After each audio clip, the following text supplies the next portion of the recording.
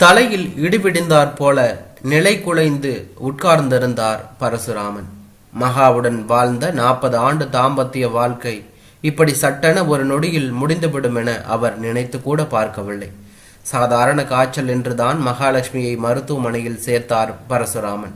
பரிசோதனைகள் செய்ததில் இரத்த ஓட்டம் பாதிக்கப்பட்டு அவருடைய 2 சிறுநீரகங்களும் செயலிழந்து வருவதாகவும் அதைத் தொடர்ந்து மற்ற முக்கிய உள் உறுப்புகளும் செயலிழக்கும் அபாயம் இருப்பதாகவும் மருத்துவர்கள் சொன்னபோது அதிர்ந்து போனார் பரசுராமன். அறுவை சிகிச்சைகள் பலனளிக்காது, அறுவை சிகிச்சையின் போதே மகாலட்சுமி இறந்து போகும் வாய்ப்பு அதிகம் என்று டாக்டர்கள் அறிவித்த போது அவர் துடித்து போனார்.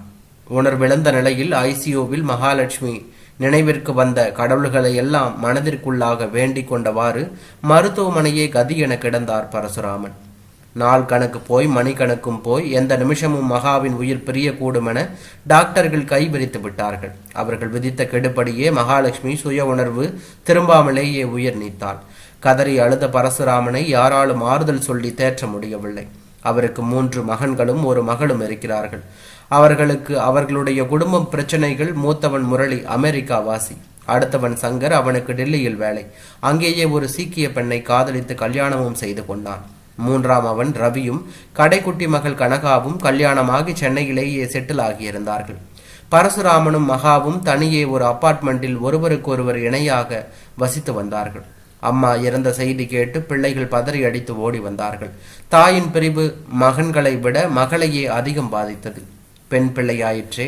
அம்மாவின் உடலை கட்டி பிடித்து கதறி கதறி அழுதாள் கனகா. பரசுராம் கண்ணீரை கட்டுப்படுத்த முடியாமல் அழுது கொண்டிருந்தான். அவளுடைய இழப்பை அவரால் ஜீரணிக்க முடியவில்லை. அடியே மகா, எத்தனை சுயநலமடி உனக்கு! நீ சுமங்கலியாய் போகணுங்கிறதுக்காக என்னை இப்படி அநியாயமா கவனிப்பாரற்று தனியே விட்டுட்டு போயிட்டியே. உனக்கு இன்னும் 60 வயசு கூட ஆகலையே. அதுக்குள்ள என்னடி அவசரம்? எல்லோரையும் முந்தி கொண்டு அவசர அவசரமா போயிட்டியே. போறதுதான் போன, உன்னோடு என்னையும் கூட்டி போயிருக்க கூடாதா? கண்ணீர் விட்டு கதறி கொண்டிருந்தார் பரசுராமன். பந்தம், பாசம், காசு, பணம், நகை, நட்டு, வீடு, வாசல் இவை எல்லாவற்றையும் நிமிஷத்தில் உதறிவிட்டு போய்விட்டாள் மகா. திருமணமான நாள் முதல் 40 ஆண்டுகளாக உயிருக்கு மேலாக நேசித்த என்னை தனியே விட்டுவிட்டு போக உனக்கு எப்படி மனசு வந்ததென மனதிற்குள்ளாய் அழுது தீர்த்தார் பரசுராமன். மகா இல்லாத வாழ்க்கையை நினைக்கவே அவர் மனம் நடுங்கியது. அவளே போய்விட்டா பின்பு இனி அவருக்கு என்ன இருக்கிறது? இந்த கேள்வி விடை தெரியாமல் தடுமாறி தவித்தார் பரசுராமன். மகாவோடு வாழ்ந்த காலத்தில் அவர் அவளை அழைத்து போகாத இடமில்லை, அனுபவிக்காத சந்தோஷமில்லை, வாங்கி கொடுக்காத ஆடை அணிகலன்கள் இல்லை, அலங்கார பொருட்கள் இல்லை. ஒரு நாளும் அவர் அவளை கடிந்து பேசியதில்லை. வசதியான குடும்ப பின்னணி, எடுத்த எடுப்பில் பெரிய பதவி, இவற்றால் அந்தஸ்து, காரு, பங்களா, கூப்பிட்ட குரலுக்கு ஓடி வர வேலையாட்கள் என எதற்கும் குறைவு இல்லை. மகாவை கைப்பிடித்த நாளிலிருந்து இந்த நிமிஷம் வரை பரசுராமன் அவள் மீது வைத்திருந்த அன்பு, பாசம், நேசம், காதல் இம்மி அளவும் குறையவில்லை. மகாவின் ஒவ்வொரு அங்குலத்தையும் அவர் நேசித்தார்.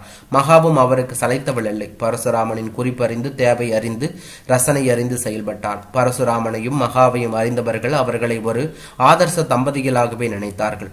பிறர் பார்த்து பொறாமைப்படும்படியாகவே அவர்கள் வாழ்ந்தார்கள். அந்த மகா இப்போது இல்லை. மகாலட்சுமி என்ற அந்த தெய்வம் குடியிருந்த கோவில் இப்போது வெறுமையாகி போயிருந்தது. வாழ்க்கையே சூன்யமாகி போனது போலிருந்தது பரசுராமனுக்கு. மகாவுக்கு எப்பவுமே மனசுக்குள் ஒரு ஆசை, பூவும் பொட்டுமாக சுமங்கலியாக போய்விட வேண்டும் என்று. உங்களுக்கு முன்னாடியே நான் போய் சேர்ந்துடணுங்க என்பால் பரசுராமனுக்கு மனசுக்குள்ளேயே அந்த எண்ணம் தான். மகாவை நல்லபடியாக வழி அனுப்பிவிட்டு தான் போக வேண்டுமென்று அவருக்கு பின் நம் பிள்ளைகள் எப்படி இருப்பார்? சூழ்நிலைகள் யாரை எப்படி மாட்டும் என்று யாரால் சொல்ல முடியும் என்று நினைத்தார். ஆனால் இப்போது மகாவின் இழப்பு அவரை அதிர வைத்திருந்தது. ஒளி வெள்ளத்தில் திளைத்திருந்தவரை திடீரென்று கரிய இருள் சூழ்ந்து கொண்டதை போல இருந்தது. தவித்துதான் போனார். மகா என்ற மகாலட்சுமியின் காரியங்கள் முடிந்தன. வந்தவர்கள் எல்லோரும் போயாயிற்று. மகன்களும் மகளும் தான் பாக்கி. கொஞ்ச காலத்தில் வீடே வெறிச்சோடிடும். மகா, நீ இல்லாத இந்த வாழ்க்கை இனி எனக்கு எப்படி இருக்கும்? மகாவும் அவரும் வாழ்ந்த அறையில் ஈசி சேரில் அமர்ந்து மனசுக்குள் புலம்பிக் கொண்டிருந்தார். ஹாலில் மகன்களும் மகளும் கூடி அமர்ந்து பேசிக் கொண்டிருப்பது அவர் காதில் விழுந்தது. அவரை பற்றி பேச்சு என்பதால் கவனம் அதில் பதிந்தது. முரளி அண்ணா, அப்பாவை இப்ப என்ன செய்யறது? இனிமே அவரை யார் பார்த்துப்பா? அண்ணனை பார்த்தபடி மெதுவாக பேச்சை ஆரம்பித்தான் சங்கர். என்ன பண்றது, அதை தான் நானும் நேத்துல இருந்து யோசிச்சுக்கிட்டு இருக்கேன் பதிலளித்தான் முரளி. அவர்களை பெற்று வளர்த்து ஆளாக்கிய அப்பா திடீரென்று அவர்களுக்கு ஒரு பிரச்சனையாகி போனார். இதில் யோசிக்க என்னன்னா இருக்கு? பேசாம அப்பாவை நீ ஒரு 6 மாசத்துக்கு உன்னோடு அமெரிக்கா கூட்டிட்டு போய் வச்சுக்கோ. அவருக்கு ஒரு மாற்றமாய் இருக்கும். அதன் பின்பு என்ன செய்யலாம்னு முடிவு செய்வோம் யோசனை சொன்னார் சங்கர். நோனோ, என்னடா பேசுற? நீ அப்பா ஏற்கனவே ஹார்ட் பேஷண்ட், ட்ரீட்மெண்ட் எடுத்துக்கிட்டு இருக்கார். அவரை அவ்வளோ தூரம் கூட்டிட்டு போறது சரியா படுற எனக்கு. அங்கத்தைய சூழ்நிலை அவருக்கு ஒத்துக்காது. ஏன், நீ தான் அப்பாவை கொஞ்ச நாளைக்கு முன்னோட டெல்லிக்கு கூட்டிட்டு போயேன்.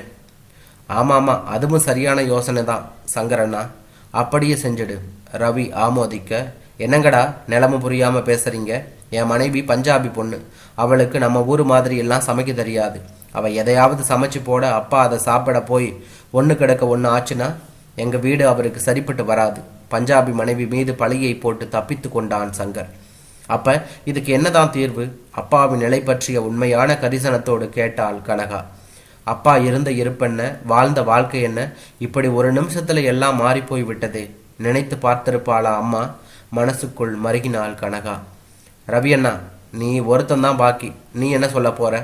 கடைசி அண்ணன் என்ன சொல்ல போகிறானோ என்ற கவலையோடு அவனை பார்த்து கேட்டாள் கனகா. என்ன கனகா, ஒன்றும் தெரியாத மாதிரி பேசுற? என் மனைவிக்கு இப்பதான் ஆபீசரா ப்ரமோஷன் கிடைச்சிருக்கு. காலையில 8 மணிக்கு போனா ராத்திரி 8 மணிக்கு தான் வர்றா.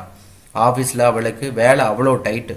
ஆபீசர் ஆயிட்டதால பெரிய பொறுப்பு. எனக்கோ ஊர் சுத்துற மார்க்கெட்டிங் வேலை. என் பொழப்பே நாரிட்டு இருக்கு. இந்த லட்சணத்துல அப்பாவை நான் எப்படி? வேணும்னா அப்பாவை டீசெண்டா ஒரு முதியோர் இல்லத்துல சேர்த்துடுவோமா? நல்லா கவனிச்சுப்பாங்க. அப்பாவுக்கும் கம்பெனி கொடுக்க அங்க நிறைய பேர் இருப்பாங்க. நான் நேரம் கிடைக்கும் போது அப்பப்ப அப்பாவை பார்த்துட்டு வரேன். என்ன ஓகேயா? பிரச்சனைக்கு ஒரு தீர்வை கண்டுவிட்ட மாதிரி மற்றவர்களின் ஒப்புதலை எதிர்நோக்கினான் ரவி. நல்லா இருக்கு நான் யோசனை. நாம் பேசுவது நம்மை பெற்று வளர்த்து ஆளாக்கின அப்பாவை பத்தி, யாரோ வீதியில போற வக்கத்த மனுஷரை பத்தி இல்ல. அப்பாவோட அந்தஸ்து என்ன, நிலை என்ன, அவர் நினைச்சா 2-3 முதியோர் இல்லங்களையே கூட வைத்து நிர்வாகிக்கலாம். அவருக்கு இப்ப தேவை ஒரு முதியோர் இல்லம் இல்ல, நம்முடைய பரிபூரண அன்பும் ஆதரவும் பாசமும் அரவணைப்பும் தான். அம்மா போன பின்பு தனிமரமா நிக்கிற அப்பாவுக்கு பிள்ளைகள் நீங்க ஆதரவா இருக்க வேண்டாமா? இப்படி ஆளாளுக்கு சாக்கு சொல்லி நழுவ பாக்குறீங்களே, நீங்கள் எல்லாம் என்ன பிள்ளைகள்? வெளியில தெரிஞ்சா வெக்கக்கேடு. ஆத்திரம் தாங்க மாட்டாமல் கண்ணீருக்கிடையே கத்திவிட்டாள் கனகா. போது நிறுத்தடி, இவ்வளவு பேசுறியே. அப்பாவை நீ தான் கொண்டு போய் வச்சுக்கிறது. நீயும் அவருக்கு மகதானே. எங்களுக்கு இருக்கிற கடமையும் பொறுப்பும் உனக்கும் இருக்குதானே? கோபத்தோடு திரும்பி கேட்டான் அமெரிக்கா அண்ணன். கரெக்டா சொன்னா? மற்ற 2 அண்ணன்மார்களும் அதை ஆமோதித்தார்கள். எனக்கும் பொறுப்பு இருக்குன்னா ரொம்பவே இருக்கு. இந்த நிமிஷமே அப்பாவை நான் கூட்டிகிட்டு போக தயாராகவே இருக்கிறேன். உங்க அப்பாவை இந்த நேரத்துல தனியா விட்டுட்டு போறது சரியில்லை. அவரை உன்னோடு நம்ம வீட்டுக்கு கூட்டிட்டு வந்துடுன்னு என் வீட்டுக்காரர் சொல்லிட்டு தான் போனார். ஆனா தடிதடியா 3 பிள்ளைகள் இருக்கும்போது பொண்ணு வீட்டுல போய் அப்பா தங்கனா ஊர் உலகம் என்ன சொல்லும்? அப்பாவோட தன்மானம் தான் அதுக்கு இடம் கொடுக்குமா? தங்கை கனகாவின் கேள்விக்கு பதில் சொல்ல தெரியாமல் 3 அண்ணன்மார்களும் மௌனமாக இருந்தார்கள். இப்போ அவசரப்பட்டு எந்த முடிவும் எடுக்க வேண்டாம். நல்லா யோசிச்சு காலையில ஒரு முடிவுக்கு வரலாம் என்று பிரச்சனைக்கு தற்காலிகமாக ஒரு கமா போட்டான் முரளி. இதையெல்லாம் கேட்டு கொண்டிருந்த பரசுராமன் துடித்து போனார். மறுநாள் காலை அப்பாவை தேடி கையில் ஒரு பெட்டியுடன் கால் டாக்ஸியில் வந்து இறங்கிய அந்த பெண்ணுக்கு மகாவின் வயதுதான் இருக்கும். பார்க்க லட்சணமாக இருந்தார். அப்பா இருக்காரா? மிக உரிமையோடு கேட்டபடி உள்ளே நுழைந்த அவரை வரவேற்று அமரச் சொன்னாள் கனகா. அப்பா, உங்களை பார்க்க யாரோ வந்திருக்காங்க. வாங்க யமுனா. வந்தவரை கரம் கூப்பி வரவேற்றார் பரசுராமன். அந்த பொண்ணும் எழுந்து நின்று வணக்கம் கூறினார். கனகா, இவங்களுக்கு காஃபி கொண்டு வா. அப்படியே முரளி, சங்கர், ரவியையும் வர சொல்லு. அனைவரும் வந்து அமர பரசுராமன் பேச ஆரம்பித்தார். அவருடைய முகத்தில் அசாதாரண தெளிவும் உறுதியும் தெரிந்தது. இவங்க யமுனா அறிமுகப்படுத்திவிட்டு தொடர்ந்து பேசினார் பரசுராமன். யமுனா என்னுடைய பழைய காலேஜ்மேட். விதிவசமா பல வருஷங்களுக்கு பின்பு சமீபத்தில் லைப்ரரியில் இவங்களை சந்தித்தேன். இவங்களோட கணவர் ஆர்மியில் கர்னல். காஷ்மீரில் நடந்த சண்டையில் he lost his life. No childrens, so she is alone சொல்லிவிட்டு சற்று நிறுத்தினார். இவங்க ஒரு விதவை, நான் ஒரு விடோயர். ஒரே நிலையில இருக்கிற நானும் யமுனாவும் ஏன் ஒரு வீட்டில் சேர்ந்து வாழக்கூடாதுன்னு தோணுச்சு. யாருக்கும் ஒரு சுமையா இருக்க நான் விரும்பல. என்னடா அம்மா போய் 1 மாசம் கூட ஆகல, அதுக்குள்ள அப்பா இப்படி ஒரு முடிவு எடுத்துட்டானே. அப்படின்னா அம்மாவோட இவ்வளவு காலமா அவர் வாழ்ந்த வாழ்க்கை பொய்யா? அப்பா இப்படிப்பட்ட ஒரு சுயநலவாதியா? இந்த வயசுல அப்பாவுக்கு ஒரு பெண்ணின் துணை தேவைப்படுதான்னு கூட நீங்க நினைக்கலாம். எத்தனை பிறவி எடுத்தாலும் என் மனசுல உங்க அம்மா மகாவை தவிர வேற எந்த ஒரு பொண்ணுக்கும் இடம் இல்லை. ஆனா மகா இல்லாம தனியா இனிமே நான் மேற்கொள்ளவிருக்கும் பயணத்திற்கு ஒரு வழித்துணை எனக்கு தேவையில்லையா? அதுக்கு ஏற்கனவே நன்கு அறிமுகமான யமுனாவை நான் தேர்ந்தெடுத்ததுல தவறில்லைன்னு என் மனசுல பட்டது. Yamuna and we are friends. நெட்ல எங்களுடைய உணர்வுகளை பரிமாறிக்கொண்டோம். ரொம்பவும் யோசனைக்கு பின்பு யமுனாவும் இதற்கு ஒப்பு கொண்டாங்க. எங்களுடைய நட்பு ஆத்மார்த்தமானது, அறிவுபூர்வமானது. We are friends, just friends, mutually dependent friends forever. நீங்க எல்லோரும் ரொம்ப படிச்சவங்க, பேப்பர்ல படிச்சிருப்பீங்க. மனைவியை இழந்த ஒரு ஆணும் கணவனை இழந்த பெண்ணும் ஒரே வீட்டில் லிவிங் இன் பார்ட்னராக சேர்ந்து வாழ நினைப்பது, அதன்படியே வாழறதும் சகஜம்தான்.